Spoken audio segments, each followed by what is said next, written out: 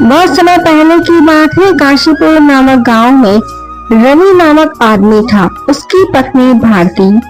ये दोनों बहुत ही प्यार से जिंदगी गुजार रहे थे। सारे गांव में यही लोग सबसे ज्यादा धनवान थे और इनके विवाह होकर 5 साल हो गए थे, लेकिन इन्हें कोई संतान नहीं हुई थी। बस उन्हें इसी बात की चिंता थी। ये लोगों ने गांव के हॉस्पिटल में भी दिखाया था, लेकिन इन्हें कोई लाभ नहीं हुआ। ये दोनों थक चुके थे अपना इलाज करवाते करवाते। और फिर एक दिन गांव में बाजार था। वहां पर रवि अपने दोस्त विकास से मिला और विकास ने कहा, अरे रवि, कैसे हो? बहुत दिन हो गए तुमसे मिलकर। बचपन में हम साथ खेला करते थे, बड़े मजे करते थे। और बताओ, तुम्हारी शादी हुई कि नहीं अब तक? हाँ विकास, मैं तो ठीक हूँ और ऊपर वाले के कर्म से मेरी शादी भी हो गई है। सब तो ठीक चल रहा है, लेकिन मुझे अभी तक संतान नहीं हुई है। बहुत से इलाज करवाया लेकिन कोई फायदा नहीं हुआ है। अरे बस इतनी सी बात है, फिक्र मत करो। मैं एक ऐसे बाबा को जानता हूँ जो तुम्हारी समस्या को बस यूं सुलझा देंगे। सच? तुम्हारे मुंह में ही शक्कर। बस जिंदगी की यही खुशी मिलना रह गई है। वैसे धन की तो कोई समस्या नहीं है मुझे। हाँ, मैं समझ सकता हूँ। एक काम करो, तुम गांव के बाहर जाओ, वहाँ पर एक साधु बैठे रहेंगे, तो तुम अपनी पत्नी को भी साथ ले जाओ। वो जरूर तुम्हारी समस्या दूर करेंगे और बहुत से लोगों की समस्या भी दूर की है उन्होंने। अगर ऐसा होगा तो बहुत अच्छा होगा। तो फिर ठीक है विक्रम, फिर मैं तुमसे मिलता हूँ। याद रखना, वो बाबा जो भी कहेंगे ना, उनकी बातें जरूर मानना, तुम्हें जरूर फायदा होगा। हाँ जरूर, तुम्हें मेरे घर पर खाने पर भी आना होगा। मैं चलता हूँ। फिर रवि अपने घर की ओर लौटा और घर जाकर अपनी पत्नी भारती को सारी बातें बताई, तो भारती बहुत खुश हो गई। फिर अगले दिन ही सुबह रवि और भारती वो बाबा से मिलने के लिए अपने घर से निकले।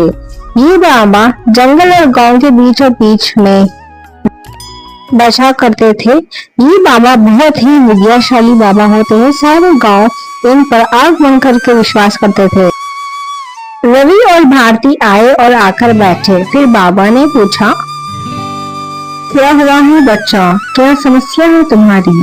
मैं तुम्हारी क्या सहायता कर सकता हूँ?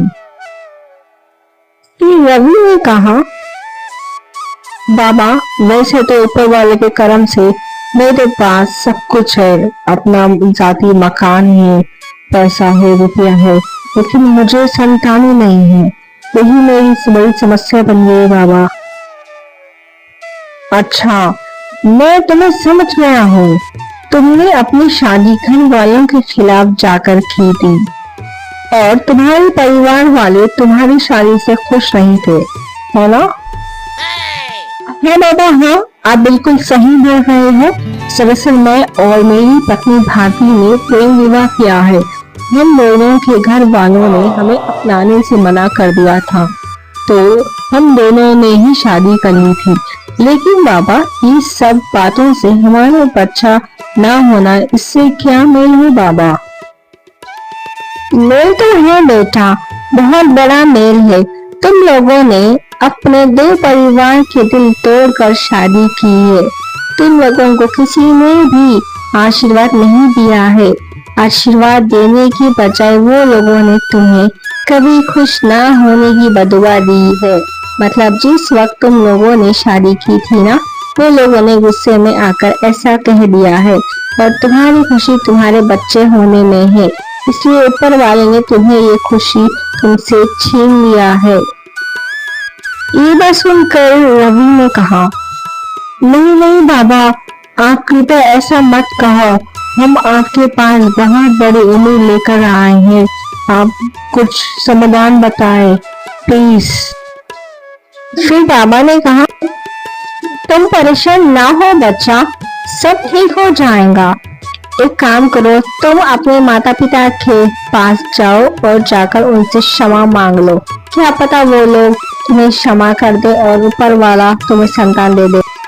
फिर रवि अफसोस के साथ कहता है, मैं क्षमा चाहकर भी नहीं मांग सकता हूँ बाबा, क्योंकि मेरे और मेरी पत्नी के माता पिता इस दुनिया में नहीं रहे। फिर उसकी पत्नी भारती बोलती है, हाँ बाबा ये सही कह रहे हैं, और मेरे भाई बहन भी इस गांव छोड़कर चले गए, उनका भी कोई अता पता नहीं। अब आप ही बताए ऐसे में हम क्या करें। फिर बाबा को भारती पर रहम आ गया। फिर बाबा ने कहा, ठीक है बेटा कोई बात नहीं, मेरे पास एक उपाय है। ये लो गुलाब का फूल, ये कोई मामूली फूल नहीं है, ये बहुत ही शक्तिशाली विद्या किया गया है इस फूल पर।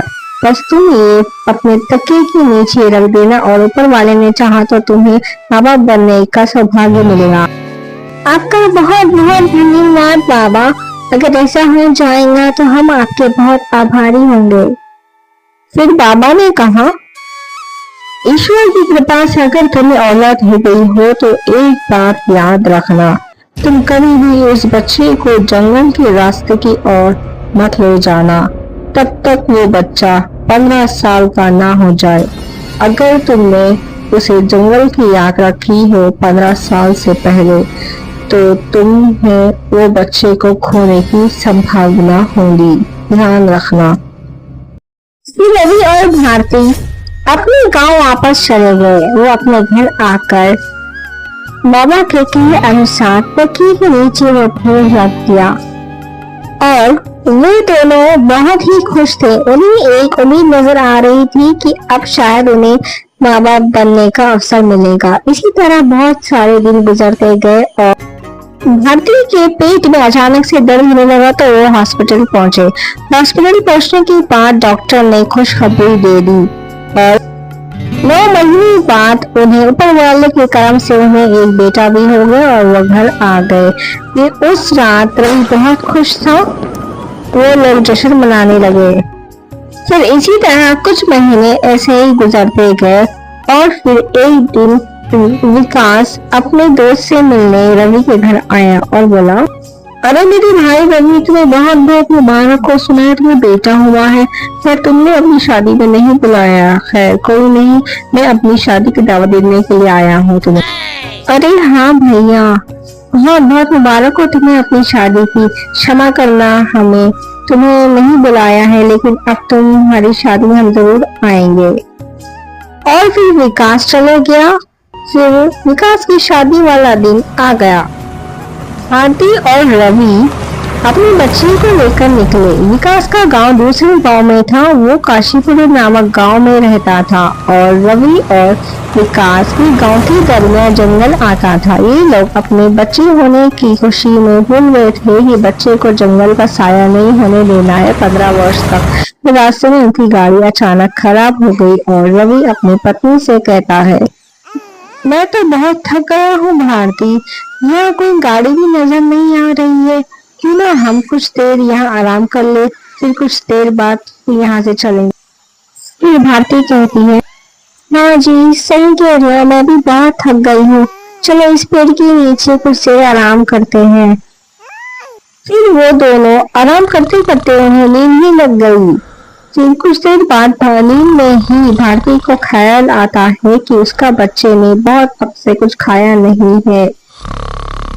जैसे भारती नींद से जागी, उसका बच्चा वहां मौजूद नहीं था। अरे मेरा बच्चा कहाँ गया? अरे भगवान, मेरा बच्चा कहाँ चला गया? अरे सुनिए, मेरा बच्चा पता नहीं कहाँ चला गया, उठिए। फिर रवि नींद से जागा और बोला, हमारा बच्चा इस तरह से गायब नहीं हो सकता, भारती नहीं हो सकता। फिर रवि और भारती अपने बच्चे को ढूंढने लगे, लेकिन उन्हें अपना बच्चा कहीं नजर नहीं आया और वो थक गए। फिर अपने गांव वापस चले गए। गांव में भी पता करने पर उन्हें उनका बच्चा कहीं नहीं मिला। रवि, हमें वो बच्चा कभी नहीं मिलेगा, याद है उस बाबा ने क्या कहा था? हमें याद ही नहीं रहा कि जंगल की ओर 15 साल तक नहीं ले जाना है। हमने बच्चे को खो दिया है रवि, हमने बच्चे को खो दिया है। ये कहकर भारती फूट फूट कर रोने लगी। फिर उसका पति रवि ने कहा, भारती प्लीज तुम मत रो, मुझे नहीं पता था कि वो बाबा की बात सच हो जाएगी, और वो बाबा इस दुनिया में नहीं रहे। अब हम वो बच्चे को भूल जाते हैं अब। फिर वो घर आ गए और भारती रवि से कहती है, हमारी नसीब में बच्चे की खुशी ना रही तो क्या हुआ, हम दोनों मिलकर अपनी आगे की जिंदगी निकालेंगे खुशी खुशी। रवि और भारती सब कुछ भुलाकर अपनी जिंदगी तो जीने लगे थे, लेकिन जंगल में वो बच्चा भूख के मारे तेजी से रोने लगा और भालू ने रोने की आवाज सुनी और कहा, अरे ये कौन रो रहा है, पहले तो कभी ऐसी आवाज नहीं सुनी है मैंने। फिर भालू रोते हुए बच्चे को देखा और कहा, अरे ये तो किसी इंसान का बच्चा है, इतना मासूम और इतना प्यारा है, किसने छोड़ दिया होगा यहाँ। फिर भालू ने अपने बच्चे को दूध पिलाया और भालू बच्चे को पालने लगा। तभी वहां पर एक बंदर आया और बंदर ने कहा, अरे ओ भालू, ये किसका बच्चा है, तुमसे तो मिल नहीं रहा। मेरा मतलब ये बच्चा तो बहुत खूबसूरत है और तुम तो बहुत काले हो, किसका बच्चा है ये। अरे बंदर, ये इंसानों का बच्चा हमारे जंगल में आ गया है, तो हमारा फर्ज बनता है कि इस बच्चे की परवरिश हम करें, तो मैं कर रहा हूँ। अरे भाई, ये तो बहुत बड़ी बात है, ये इंसान का बच्चा जंगल में ज्यादा दिन तक सुरक्षित नहीं रह सकता, मेरा मतलब जानवर का निवाला बन सकता है। तो तुम सारे जानवरों को बुलाकर ये बात बता दो ताकि हम सब मिलकर इस बच्चे की अच्छी परवरिश कर सके। फिर भालू ने सारे जानवरों को बुलाकर बात बता दी। फिर उस दिन से सारे जानवरों ने उस बच्चे की परवरिश की और बच्चे को नामकरण किया गया। बच्चे का नाम मोगली का नाम दिया गया। सारे जानवर बहुत खुश थे। फिर वो मोगली जानवरों की सरपरस्त में बड़ा हो गया और जानवरों में ही मिलजुल गया और जानवरों की तरह ही रहने लगा। सारे जानवर मोगली को अपना बच्चा समझते थे, इसलिए उसे कभी भी नुकसान नहीं पहुंचाते थे। वो आराम से अपनी जिंदगी जी रहा था। अरे मोगली, कब तक खेलेगा, चल थोड़ा सा आराम कर ले, मेरा दिल बहुत घबरा रहा है, कुछ बुरा ना हो जाए बेटा। फिर 6 साल बाद जंगल में भारती आई जो मोगली को जन्म दिया था। भारती के सामने मोगली आया तो भारती समझ गई कि ये उसी का खोया हुआ बच्चा है। फिर भारती कहती है, अरे तू तो मेरा ही बच्चा है, कितना देना तुझे, चल अब तू मेरे साथ मेरे घर चल बेटा, मेरा राजा। कैसी हालत बना ली तूने। मोगली भारती को अपना दुश्मन समझ रहा था क्योंकि उसने बचपन से ही जानवरों को देखकर ही बड़ा हुआ है। उसे इंसान की शक्ल अजीब लगी। फिर वो जोर जोर से चिल्लाने लगा, बचाओ बचाओ, भालू, हाथी, बंदर, लोमड़ी, मुझे बचाओ, कोई मुझे नुकसान पहुंचाने चाहता है, बचाओ। सारे जानवरों को देखकर भारती डर गई, लेकिन वो अपने बच्चे के लिए जानवर से लड़ने के लिए तैयार थी। फिर बंदर ने कहा, सुनो महिला, तुम इस तरीके से हमारे बच्चे को यूं नहीं ले जा सकती हो, समझ रही हो। फिर हाथी गुस्से में कहा, तो अपनी सलामती चाहती हो तो जैसा यहाँ आई हो वैसे ही यहाँ से चले जाओ, वरना हम तुम्हें जिंदा नहीं छोड़ेंगे। फिर भारती ने 6 साल पहले की सारी बातें बताई, जिस तरह से बच्चा गायब हो गया था। देखिए, मुझे मेरा बच्चा बहुत ही प्यारा है और मैं उससे बहुत प्यार करती हूँ, प्लीज मुझे मेरा बच्चा वापस दे दो प्लीज। भारती की कहानी सुनकर भालू ने कहा, ये औरत सही कह रही है, 6 साल पहले मोगली मुझे मिला तो हम सब जानवरों ने उसकी परवरिश की और इसका नाम मोगली रखा। हम लोग मोगली से बहुत ज्यादा प्यार करते हैं। जब मोगली की असली माँ आ गई है तो दोस्तों हमें मोगली को उसकी माँ को सौंप देना चाहिए। हमें मोगली को उसकी माँ से दूर नहीं रखना चाहिए। ये सुनकर भारती बहुत खुश हो गई और भारती सारे जानवरों का धन्यवाद किया और अपने बेटे मोगली को लेकर अपने गांव वापस आ गई। वो घर पर भी जानवरों की तरह ही बर्ताव करने लगा और सारे गांव में ये बात फैल गई। लेकिन गांव वालों को मोगली का बर्ताव बहुत अजीब लगा क्योंकि वो बिना कपड़े की हुए रह रहा था। मोगली को देखकर लोगों को हैरानी होने लगी और लोग मोगली से डरने लगे। बेचारा मोगली भी क्या करता, वो तो जिस माहौल में बड़ा हुआ है उसने वही सीखा है और वही करने लगा। फिर गांव वाले तंग होकर भारती को चेतावनी दी कि अगर वो मोगली को इस गांव में रखेंगी तो भारती को भी इस गांव से निकाल देंगे। भारती का पति रवि भी गुजर गया था तो भारती का कोई नहीं था इस गांव में। उस बच्चे की शक्ल भी सिर्फ इंसान जैसी है, लेकिन उसके करतूत सिर्फ जानवरों की तरह ही है। भारती अपने बच्चे की धन लेकर आई और बोली, वहां चिपकल की तरह ऊपर क्या करानी थी? मेरा सवाल का जवाब दे, क्या तुझे इस गांव में इज्जत की जिंदगी नहीं जीनी है क्या? बता दे मुझे। नहीं, मुझे कुछ अच्छा नहीं लगता, मुझे तो मेरे साथी जानवर ही चाहिए। और भारती मोगली की बात सुनकर मोगली का रंग रूप देख कर ये तय किया कि वो वापस अपने घर चले जाए जंगल, क्योंकि मोगली के लिए यही सही था। मोगली जंगल वापस चले गया। सारे जानवर बहुत खुश हो गए। सच में मोगली की खुशी जंगल के साथ जानवरों के साथ ही थी। वो जानवर और मोगली खुशी खुशी अपनी जिंदगी जीने लगे। इस कहानी से हमें ये सीख मिलती है कि इंसान हो या जानवर, अगर दिल में मोहब्बत हो तो जिंदगी जीना बहुत ही आसान हो जाती है और मोहब्बत पत्थर दिल को भी मोम बना देती है। और कहते हैं कि जन्म देने वाले से ज्यादा परवरिश करने वालों का बड़ा स्थान ईश्वर ने रखा है। और हम कितने भी कोशिश कर ले, लेकिन हमारे नसीब में वही होता है जो ऊपर वाले में लिखा होता है।